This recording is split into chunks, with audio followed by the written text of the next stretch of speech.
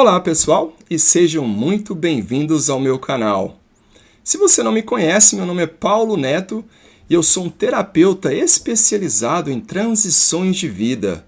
Seja ela qual transição que você está passando na sua vida, você já passou e ainda está carregando traumas ou está carregando algum certo tipo de carga emocional por causa dessa transição, de perda de entes queridos, vícios, traumas passados, mudanças de países, mudanças de religião, traumas que aconteceram no meio dessas transições. Tudo isso foram transições que eu passei. Primeiramente, quero agradecer a vocês pela paciência. Atualmente eu moro em Taiwan e já tem mais ou menos uns 20 anos que eu moro aqui. Eu já morei e viajei por vários países do mundo, então o meu português está um pouco enferrujado. Se vocês acompanham o meu canal, os meus canais nas redes sociais, vocês sabem que aqui em casa minha esposa e minha filha e eu, nós conversamos em inglês primeiramente e em mandarim, que é a língua aqui de Taiwan. E o propósito, o principal objetivo desse vídeo é contar um pouco da minha história para vocês que estão pensando, considerando em contratar provavelmente os meus serviços, entender um pouquinho de quem eu sou e como foi que eu cheguei aqui em Taiwan e me tornei um terapeuta. Então, primeiramente, eu sou um mineiro, eu nasci na cidade de Monte Carmelo, que é no interior de Minas. Meus pais eram adolescentes quando eles tiveram a minha irmã e eu, e ambas partes da família, infelizmente, tiveram vícios. Na parte de mãe, o alcoolismo ceifou várias vidas dos meus entes queridos, de gerações passadas. Na parte do meu pai, foi o vício ao sexo, que deixou cicatrizes enormes em várias pessoas que se divorciaram, casaram novamente, traições, filhos que do nada apareceram na casa de alguns dos meus parentes e falavam: olha, eu sou seu filho, eu sou sua filha. Então, infelizmente, esse foi a vida em que eu nasci. A minha mãe, assim que eu nasci, devido à nossa pobreza, ela se mudou. E a imaturidade deles também, tanto do meu pai quanto da minha mãe. Eles eram apenas adolescentes. Eles decidiram viver suas próprias vidas. A minha mãe se mudou para Uberlândia, uma cidade a 110 quilômetros de Monte Carmelo, para trabalhar e enviar dinheiro para Monte Carmelo, para os meus avós, que foram eles que me criaram a minha irmã e eu. Meu pai se mudou para Belo Horizonte e se casou novamente, teve 2 outros filhos, e assim foi um pouquinho da minha infância. Ambos os meus avós eram analfabetos. O meu avô vendia alface nas ruas da minha cidade, de Monte Carmelo, para ganhar um dinheirinho extra, para ganhar um dinheiro para sustentar a família. Porém, infelizmente, ele era um alcoolista. Ele bebia todos os dias. E devido ao fato que eu não cresci, não tive uma família saudável, por assim dizer, eu era um garoto muito selvagem. Eu tinha muita liberdade, principalmente na década de 80, de 90. Era muita segurança, na verdade. A gente não sabia o que era perigo de beber água da torneira ou sair pelas ruas brincando, nos aventurando. Porém, em uma dessas aventuras, quando eu tinha 6 anos de idade, infelizmente eu sofri um abuso sexual de um homem mais velho. Eu nem entendia o que estava acontecendo, na verdade. Porém, anos mais tarde, eu fui ver que teve um impacto negativo na minha vida, junto com o crescimento nesse lar que já era marcado com o vício do álcool e também pela ausência dos meus pais, e da minha mãe. Então, dessa idade, desde quando eu nasci até os meus 10 anos de idade, tirando esse abuso sexual que eu tive e a carência muito grande que eu tive, pois quando a gente é criança, a gente sempre tem aquelas fantasias. E a minha fantasia era, um dia, eu iria ter uma família. Meu pai e minha mãe, eles iriam ficarem juntos novamente. Eu iria realizar um sonho meu, que era ter uma refeição com meu pai, com a minha mãe. Assim como eu via na televisão. Naquela televisão de antigamente que tinha só 4 canais. Pelo menos lá em casa era só 4 canais. Era o SBT, a Globo, a Bandeirantes e um outro canal que eu nem me lembro. Então essa foi um pouquinho da minha infância. Eu quero falar também sobre as novelas que passavam antigamente, um pouquinho da nossa cultura brasileira, que teve um impacto em moldar a minha personalidade e acabou tendo um impacto negativo anos mais tarde. Como vocês sabem, a nossa cultura brasileira é uma cultura muito rica e com uma diversificação enorme. Nem sei se essa palavra existe, diversificação. Porém, eu cresci assistindo novelas da Globo, quando tinha uma mulher casada que traía o marido com o entregador de frutas, ou então a outra mulher que era casada, que era mulher de um cara muito rico, e ela traía o marido com um taxista, e sempre tinha aquelas cenas de beijos, ou a famosa sexta sex, para aquelas pessoas que eram daquela época. Toda sexta-feira à noite, bem de noitezinha, se eu não me engano, na Bandeirantes, passava filmes que tinham cenas de sexo não explícito, mas eram cenas picantes. E por eu não ter, infelizmente, um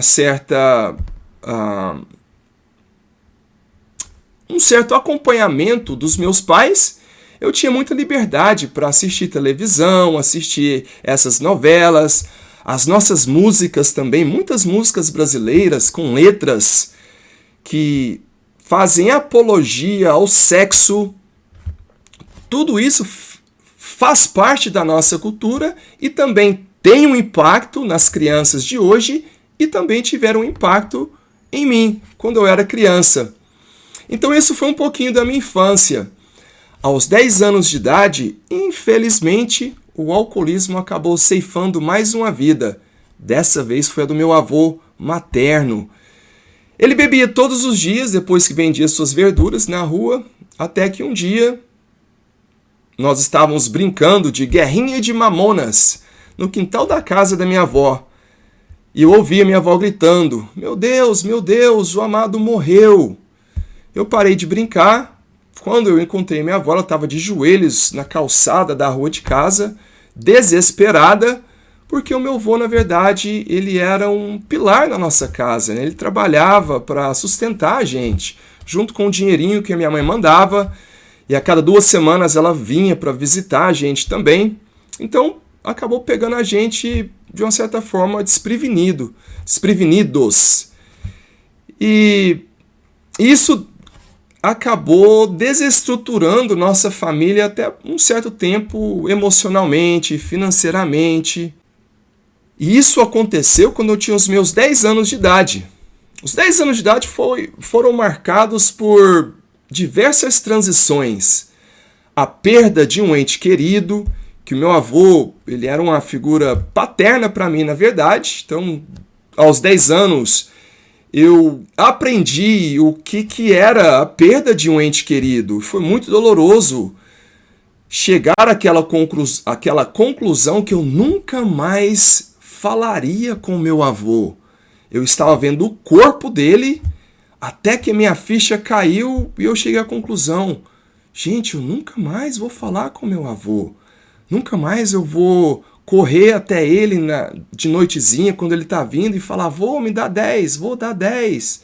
Ele sempre nos dava 10 centavos para a gente ir lá na venda do Zé, comprar balas e pirulitos naquele negócio que girava, um mundo maravilhoso infantil, que tinha sempre coisas coloridas, balas, pirulitos. E lá eu estava, passando por uma das transições da minha vida, que era a perda de um ente querido. Meses mais tarde, infelizmente, a minha mãe, que já estava bebendo muito na época, e com a perda do meu avô e ela morando em Uberlândia, isso teve um impacto muito negativo na vida dela, muito doloroso, e ela sendo muito jovem também, infelizmente acabou sendo pega pelo alcoolismo. E meses mais tarde, depois da morte do meu avô, eu tive uma outra transição de vida. Porque no Brasil, pelo menos na minha época, quem não tinha religião falava que era católico, por assim dizer. Eu cresci no catolicismo, minha avó sempre me levava, não sempre, mas a gente várias vezes ia na igreja católica.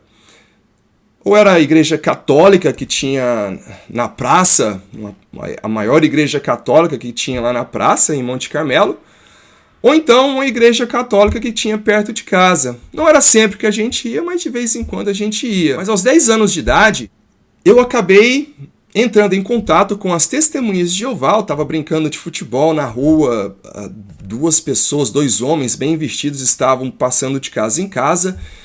E a minha carência de ter um pai, de ter uma mãe, de ter atenção, que eu acabei recebendo e fui muito bem tratado por esses senhores, esses Testemunhas de Jeová que estavam lá. Ele pegou na minha mão, ele pediu para me ler a Bíblia, ele me deu um elogio e abriu uma revista falando que no futuro a Terra seria um paraíso. Então tudo aquilo tocou muito no meu coração, porque eu gostaria muito de ter uma realidade diferente.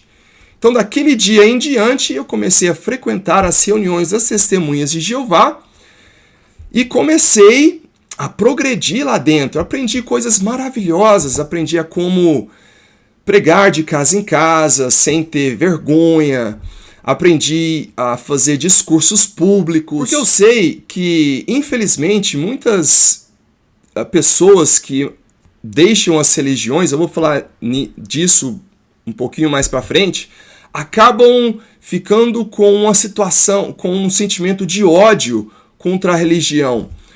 Porém, muitas pessoas esquecem de focar nas coisas positivas que aconteceram. No meu caso, eu estava aprendendo a me relacionar com outras pessoas, eu estava construindo uma família para mim lá dentro, com amizades, pessoas que me amavam e eu amava eles também, pessoas que eles me ensinaram a como ser mais educado, a como falar bom dia, boa tarde, boa noite, fazer uma apresentação pessoal, dar um bom aperto de mão. Tudo isso são habilidades maravilhosas de se aprender. E eu era muito jovem, tinha 10 anos. E pela carência que eu tive e pelo tanto de atenção que eu estava recebendo dentro das Testemunhas de Jeová, eu estava fazendo de tudo para continuar lá dentro. Eu acabei me tornando uma pessoa que, para agradar a eles, eu fazia de tudo o que eles me ensinavam. Mesmo que às vezes eu ficava um pouco com o pé para trás, ou eu não acreditava em quase tudo que eu estava aprendendo. Não é que eu não acreditava, é aquele sentimento de, será que é assim mesmo? Ficava com dúvidas, eu ficava com um pouco de dúvidas. Porém, eu comecei a crescer lá dentro. Eu comecei a dar discursos públicos, eu fui a primeira criança a subir lá no palanque e dar um discurso. Até algumas senhoras falavam, ó, tá vendo? Até o Paulinho tá dando discurso, você também tem que entrar na escola do Ministério Teocrático, que é a escola que ensina a gente a dar discurso. Eu acabei me tornando um exemplo para outras crianças. Então isso trouxe muita atenção para mim. E também me deu um sentimento de pertencer a algo que eu sempre quis pertencer, a uma comunidade. Então tudo era maravilhoso para mim naquela época. Dos 10 aos 14 anos, 15 anos, até chegar aos meus 16 anos. Porque quando eu cheguei aos 16 anos, já tinha 6 anos que eu estava lá dentro, eu já estava recebendo alguns cargos de responsabilidade lá, pois quando a gente vai crescendo dentro da religião das Testemunhas de Jeová, você ganha alguns cargos de responsabilidade, porque você é visto como um exemplo para a congregação. E os anciões da congregação acabaram falando para mim, olha, já tem 6 anos que você é um pregador, que você tem tido um grande progresso aqui dentro, já não está na hora de você se batizar? E como eu sempre quis agradar as pessoas, eu falei, sim, você tem razão, e acabei me batizando. Mesmo no meu coração, no fundo, eu sentia que não era o tempo ainda, não era a hora ainda de ser batizado. Porém, acabei me tornando um membro oficial das Testemunhas de Jeová. Mas mal eu sabia que assim como uma montanha russa, você sobe, a montanha russa também desce. Aos meus 16 anos, logo após eu ser batizado, eu estava trabalhando em um horário, em um período integral, trabalhava das 8 às 6 da tarde, comecei a trabalhar em uma cerâmica, que era um trabalho bem pesado. Nessa cerâmica eu acabei conhecendo a maconha, eu trabalhava durante o dia todo e ia na escola noturna. Comecei a perder algumas reuniões e comecei a me associar com pessoas que não eram da religião.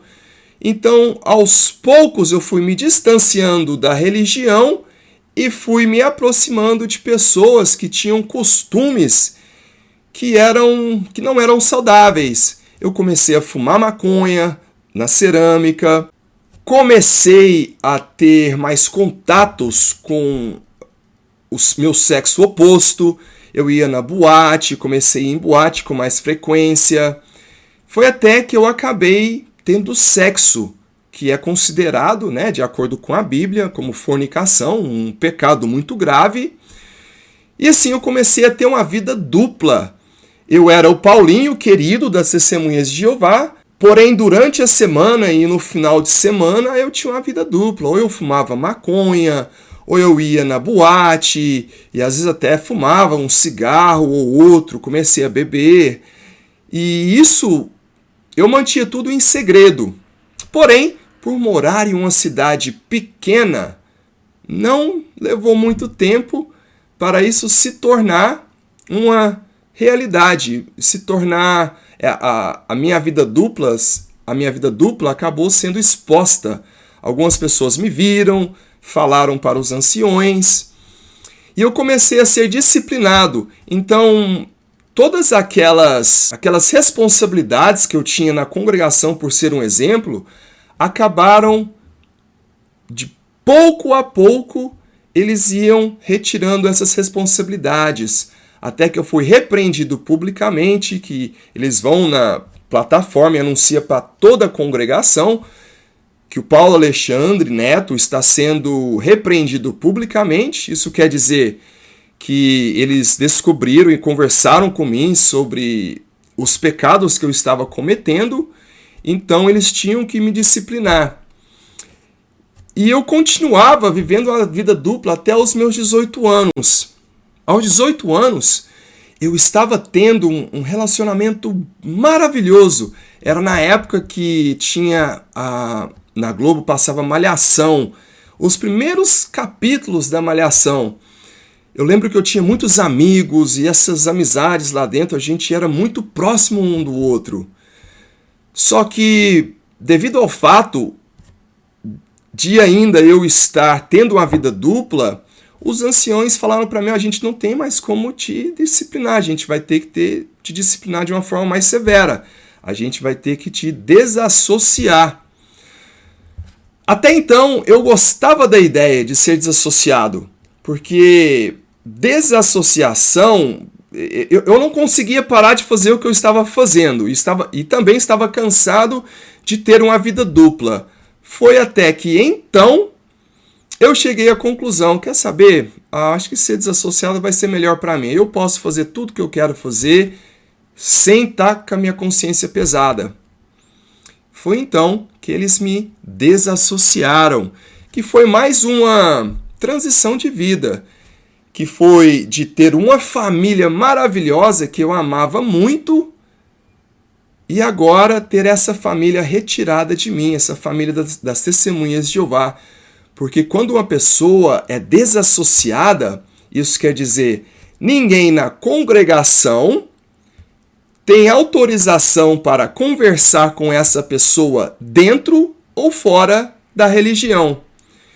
Então, os 3 primeiros meses, os anciões falaram para mim, olha, você vai ter que continuar vindo nas reuniões para mostrar para a gente que você está se arrependendo, para de fazer o que você está fazendo, e depois de mais ou menos uns 6 meses que você parar de fazer tudo que você está fazendo, escreve uma carta para a gente, e a gente vai considerar o seu caso e vai ver se a gente aceita ou não de volta. Os 3 primeiros meses foram tranquilos, até que a ficha caiu, até que eu vi o tanto de carência que aquilo estava causando em mim, de ir nas reuniões e não poder conversar com os meus queridos amigos, com a minha família, que a gente acabou se tornando uma família. Eu era o querido Paulinho, que desde criancinha estava progredindo lá dentro.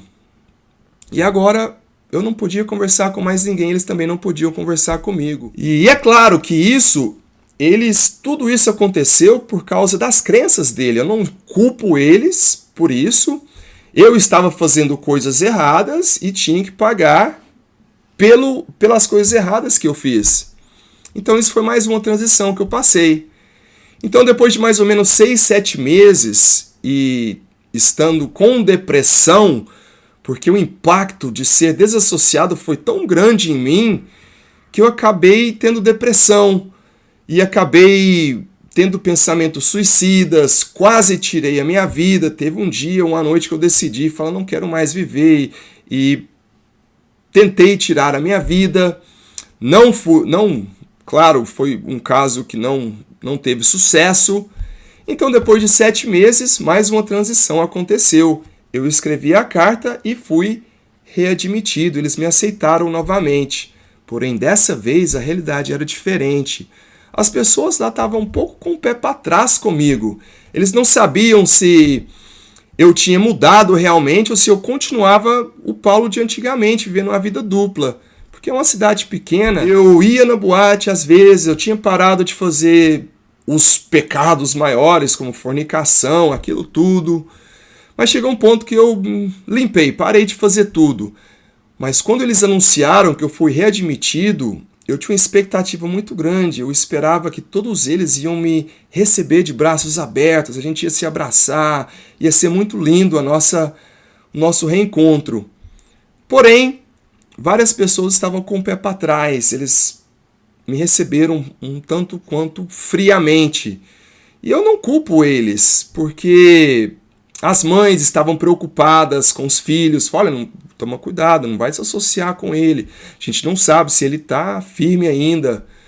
Eu fiquei me sentindo como um ex-presidiário. O cara que acabou de sair da prisão e agora você olha para ele como um ex-presidiário. Será que ele foi readmitido? Será que ele mudou o jeito de ser dele? Então essa foi mais uma transição, que era deixar de ser um desassociado, ser associado novamente, agora com a dor emocional muito grande dentro de mim, pela forma com que os meus amigos estavam me tratando. Na época eu já estava fazendo faculdade, eu estava fazendo letras em Monte Carmelo, que também foi uma transição de sair do terminar o 3º ano e começar a faculdade. A minha irmã, eu já estava no meu 2º ano, indo para o 3º ano de faculdade. A minha irmã teve uma ideia louca na época, né, de ir para Londres. Para mim era uma ideia louca, porque na nossa realidade de tanta pobreza, eu nunca imaginava que seria possível para alguém do nosso nível ir para Londres. Porém, ela conseguiu ir e disse, o ano que vem eu volto e te levo para lá também. E eu estava com muita vontade de deixar tudo aquilo para trás, porque foram tantas coisas que aconteceram até eu ser desassociado, que eu estava literalmente querendo um novo recomeço. Então, depois de mais ou menos 1 ano e meio, ela voltou. Eu estava prestes a começar meu último ano de faculdade. Foi uma decisão difícil que eu tive que tomar, de trancar a minha faculdade e me mudar para Londres. Porém, depois de conversar com várias pessoas, eu tomei a decisão de mudar para Londres. Então isso nos leva para mais uma transição de vida, que é sair um menino do interior de Minas, muito tradicional, que saía com a camisa dentro da calça, cabelo penteadozinho, com cabelo penteado, para uma grande nação, uma grande cidade com uma diversidade de culturas enorme. Quando eu cheguei em Londres, foi um choque cultural enorme que eu tive, porque eu cheguei lá no meio do inverno, eu olhava para as árvores estavam mortas, não tinham folhas, o céu cinzento a todo momento, um frio insuportável e as pessoas falando inglês a todo momento. E eu, aquele garotão do interior, com a minha camisa para dentro, tentando compreender tudo aquilo. E minha irmã falou para mim, eu vou ficar com você uma semana aqui e depois eu vou para os Estados Unidos ficar com meu namorado, que ela tinha conhecido um americano, se apaixonou e se mudou para os Estados Unidos depois de uma semana.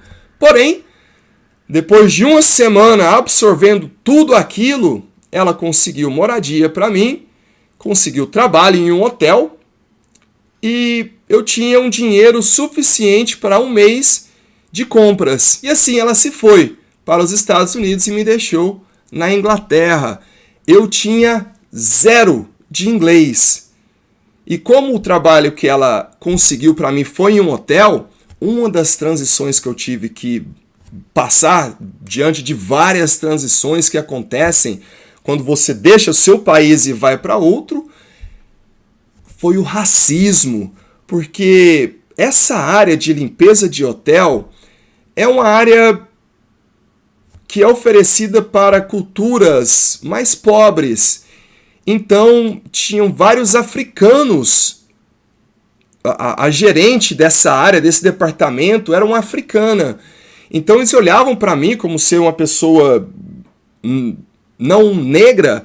Eles tinham racismo contra as pessoas que trabalhavam lá e que não eram da cor deles. Isso me assustou muito, porque na nossa cultura brasileira, apesar de ter racismo também, eu nunca tinha observado o racismo da forma que eu observei. Então, eu passei por essa também, por várias transições. Transição na cultura, de ir para um país que não falava a minha língua, o racismo, a comida era diferente, as pessoas lá tinham a mente aberta, eu via pessoas na rua com um moicano, cabelo pintado, pessoas fazendo protesto na rua, ambulâncias passando para lá e para cá. E eu, um menino do interior, vindo tudo aquilo, e sem falar inglês. Foi até que então eu consegui um outro trabalho, que era numa boate que a minha irmã trabalhava, chamada Notting Hill Arts Club, que ela fez várias amizades lá, e eu conheci um gerente chamado Guga, um gerente brasileiro que fez uma entrevista comigo. E a primeira coisa que me chocou foi ele, quando eu cheguei lá às 3 da tarde, ele chegou, quer tomar uma cerveja, Paulo? Eu pensei, poxa, uma entrevista de trabalho com cerveja? Por que não? Isso já foi um choque para mim. Mas é uma realidade diferente. Foi um trabalho que me trouxe, naquela época, sendo jovem, eu estava tendo tudo aquilo que eu queria ter. Eu queria começar um novo capítulo na minha vida. E assim estava acontecendo. Eu estava numa boate e lá era muito divertido, de acordo com a minha mentalidade da época.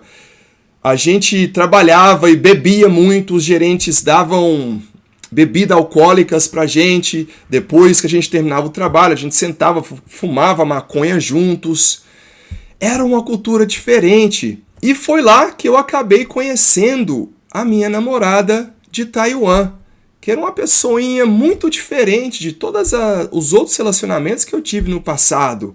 Uma pessoa muito calada, tímida, e eu acabei me apaixonando por ela. Eu nem sabia onde era Taiwan, eu pensava que Taiwan era perto do Brasil, perto do Paraguai, porque tudo era made in Taiwan, made in Taiwan. Eu falava, o Taiwan é ali perto do Brasil, né?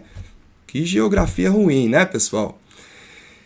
A gente acabou se apaixonando, decidimos morar juntos, ficamos mais ou menos 1 ano em Londres, até que eu comecei a ficar muito preocupado comigo mesmo, porque eu estava vendo um estilo de vida que era diferente daquilo que eu tinha planejado. Os meus planos eram ir para Londres, trabalhar pesado, juntar dinheiro, voltar para o Brasil, pagar uma boa faculdade para mim e viver minha vida no Brasil. Porém, assim que eu cheguei em Londres e vi o tanto que a vida era diferente lá, a facilidade de comprar bens materiais, depois de 1 mês trabalhando, eu consegui comprar minha primeira câmera fotográfica digital à vista em uma farmácia. Eu pensei, cara, eu não volto mais para o Brasil. E assim aconteceu. Eu me apaixonei por ela e depois de mais ou menos 1 ano em Londres, eu estava bebendo todos os dias, fumando maconha todos os dias e falei para ela, olha, se eu ficar aqui eu vou acabar morrendo, eu quero ir para os Estados Unidos ficar com a minha irmã. Ela falou, tudo bem, vamos junto então. Aí eu chamei ela, você topa ir junto comigo? Ela disse que sim, ela ficou muito feliz em dizer sim, ela já tinha visto para os Estados Unidos. Foi então que eu voltei para o Brasil, ela continuou em Londres para terminar os estudos dela, que faltavam 3 meses para terminar. E no Brasil, infelizmente, eu não consegui o visto para os Estados Unidos. E como a gente estava com um relacionamento muito... A gente se amava muito, ela terminou os estudos dela e veio para o Brasil morar comigo.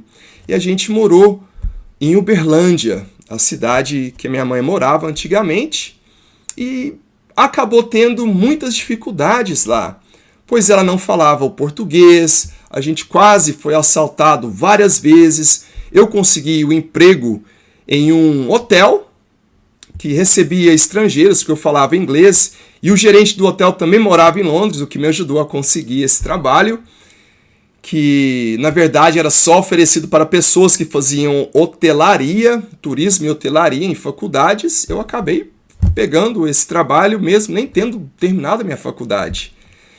Só que, infelizmente, depois de alguns meses já trabalhando nesse hotel, um dos recepcionistas à noite entrou em depressão e pediu para ser transferido para o período do dia, e eles me transferiram para o período noturno, o que fez a minha namorada, que não falava português, ficar sozinha em casa durante a noite toda, e eu trabalhava durante a noite toda. E quando eu voltava para casa, tinha uma loja de carro de som bem do lado da minha casa. Quando eu começava a dormir às 9 da manhã, eles abriam o comércio e começavam a testar carro de som, e eu não conseguia dormir.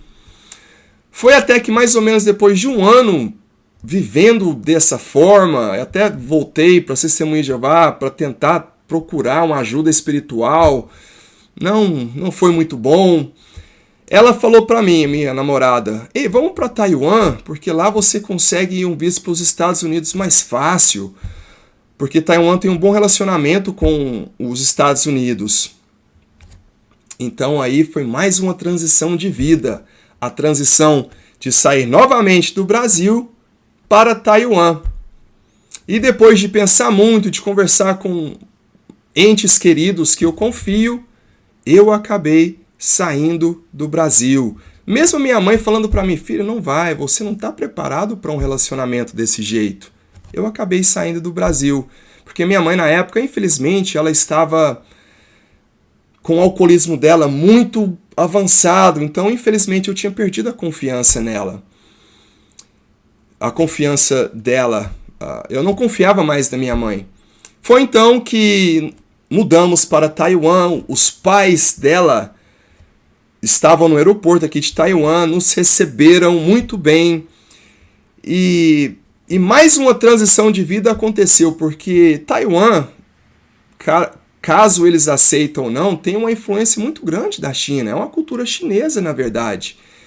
E na cultura chinesa é normal para eles viver em grandes famílias, em uma casa de 3 andares, com uma família grande. Então, esse foi o primeiro choque. A gente tinha o nosso próprio lugarzinho em Londres, tinha o nosso próprio lugarzinho no Brasil, e em Taiwan, quando nós chegamos, a gente estava morando com a família dela. E mesmo eles me tratando com muito amor, eles me adotaram como filho, literalmente.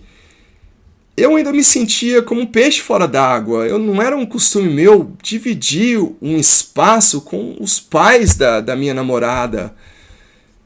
Eu nunca tive empregada doméstica, na casa deles tinha empregada doméstica, eu sempre fiz as coisas eu mesmo. Então chegar na casa dela, a empregada fazia o café da manhã, eu estava desacostumado com isso. Eu lavava as minhas roupas, o café da manhã, eu que fazia. Então foi um choque. O cheiro do local era diferente.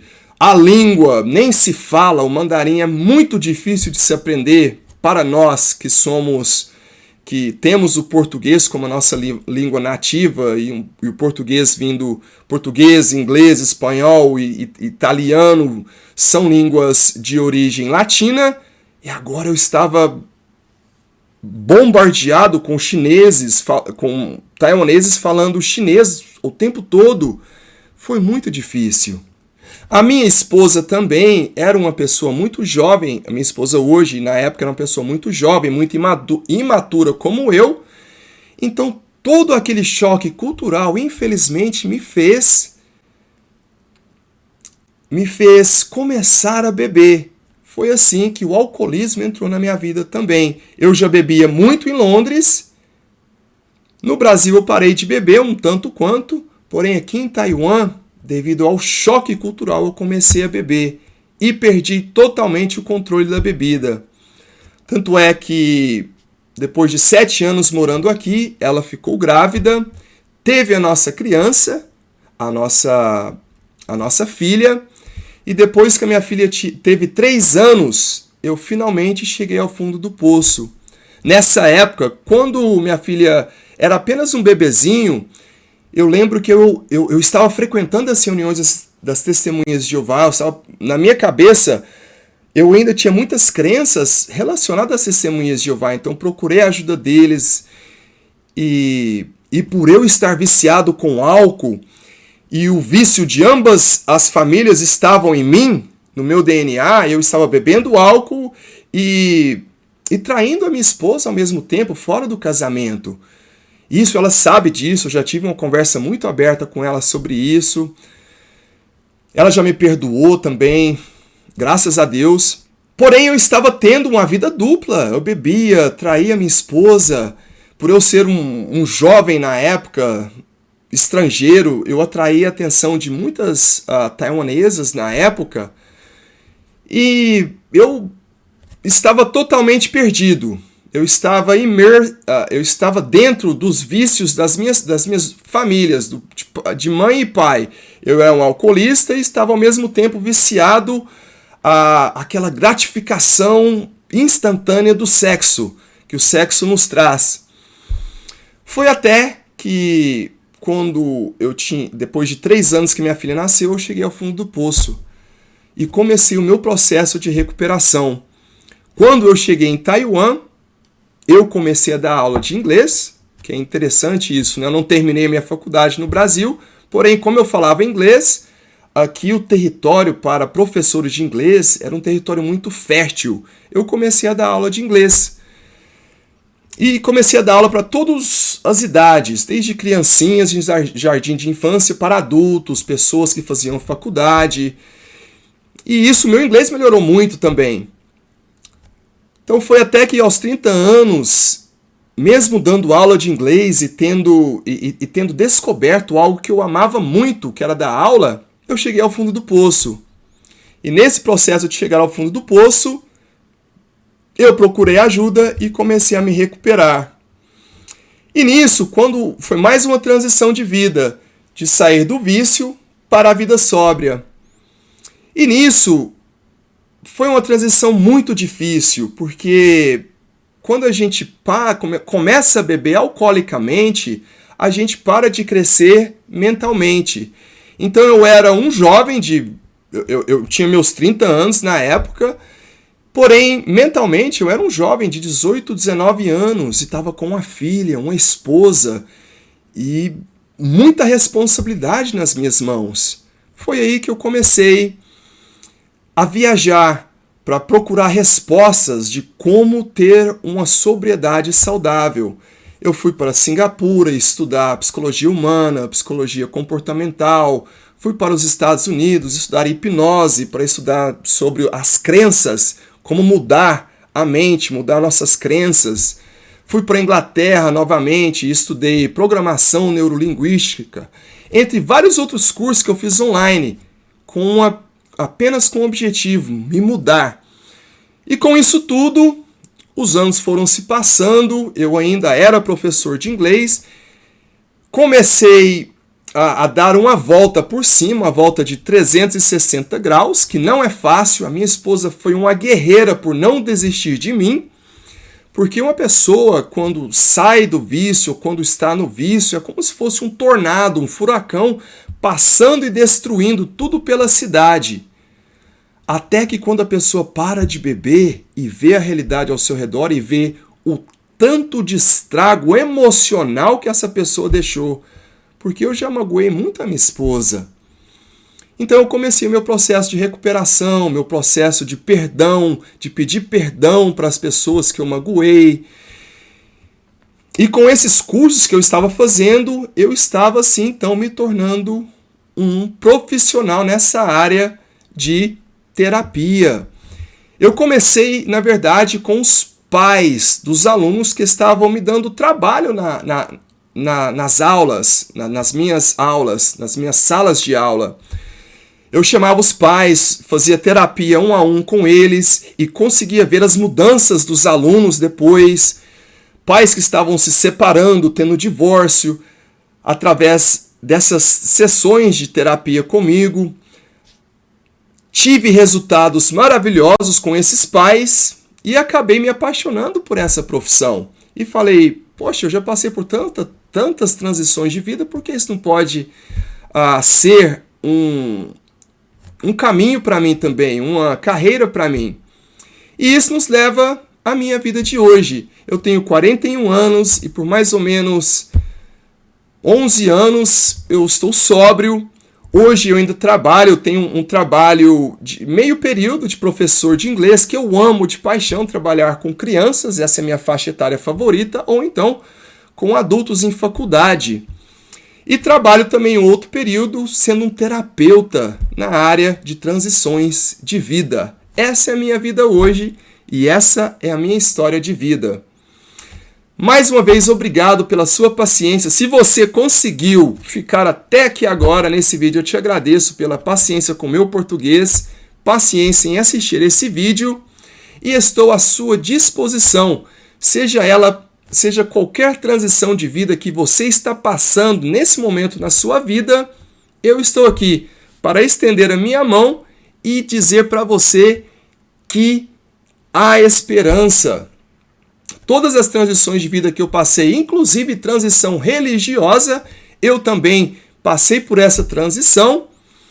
Hoje eu tenho a minha própria espiritualidade, eu vou à igreja, sou muito grato, tenho muita gratidão no meu coração. Não sei o que você acredita num poder, no universo, em um poder superior, em Deus. Independentemente da sua crença, da sua religião, da sua história, o meu serviço a você, o meu trabalho com as pessoas é pegar na mão delas e caminhar junto com elas, seja elas aonde estão nas suas vidas, físicas, mentais ou até mesmo espirituais.